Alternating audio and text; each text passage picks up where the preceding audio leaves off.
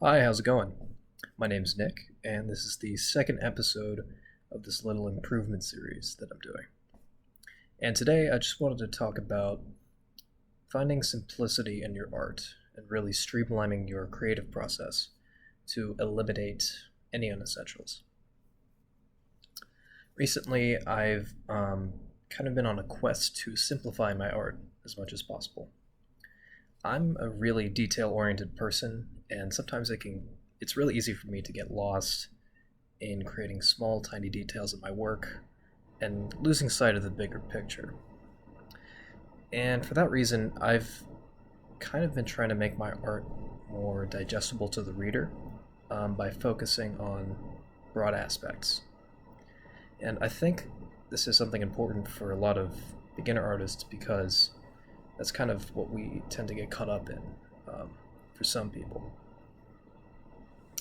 And I think the way that you keep a big picture view of your art is by focusing your approach and just focusing on two very simple aspects of an artwork. And those two are value and shape. I think once you get your basic shapes down and get really crisp and clear forms in your work, especially when painting, that really draws the viewer's attention. And not just crisp and clear shapes as well. Merging shapes in your work can also help to eliminate any unnecessary details that can cause noise, and to really bring the focus onto the parts of the painting that you want the reader to focus on. And then value accomplishes a very similar thing, mainly that the contrast in the values in a black or white or color painting can really help focus the reader's attention on certain things. And then the areas that you kind of want to zero out, you create less contrast, so that way the viewer doesn't really pay attention to them.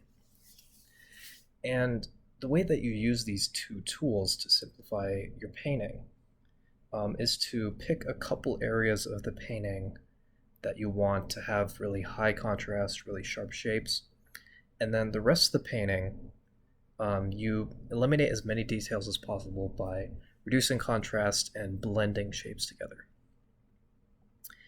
And I believe this can work with pretty much any style, whether it be realistic or cartoonish.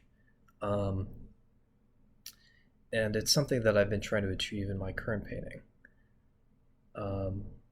I'm painting an osprey, and one thing about painting birds is that there's a lot of really tiny details that you can get caught up in, especially with the feathers.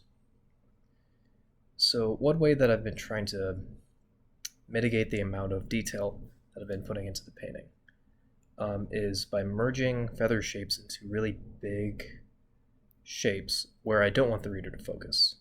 For example, in areas of shadow or maybe the tail feathers all the way at the end of the bird. Simplifying them into really big shapes with a lot of contrast with the background kind of gives off the idea of a tail feather, but doesn't add too much noise to the painting. And I chose two areas to focus on that I want the reader to look at, and that's the wing and the head. And so on those areas, I'll try and add as much contrast and value, as sharp shapes as I can, and also vivid color, but I'm not trying to focus too much on color right now. I feel that when it comes to color, it can get really easy to obsess about what palette you're using and what colors you're using. But ultimately, so I've heard that the key to getting better at painting and producing more simplified and more attention-grabbing paintings is by first focusing on what shapes you're using and, again, the contrast in your values. And so that's kind of a high-level view of how I think you can simplify your paintings. There's a lot more detail I could go into, but I'll probably save that for a future episode. So far, I think this method I'm using is doing pretty well. I think my paintings are getting better for it. And so if you want to find a bit more simplicity in your paintings and to really focus in those details, so the reader can more easily digest what you're painting. I recommend just focusing on your shape and your values in that order. I think by doing that, really you can create paintings that, while not cartoonish, are simplified. So that way the parts that are more detailed can really pop out, and it can give your painting kind of a through line that the reader can take away. So those are my thoughts on simplifying paintings. I hope you enjoyed this video.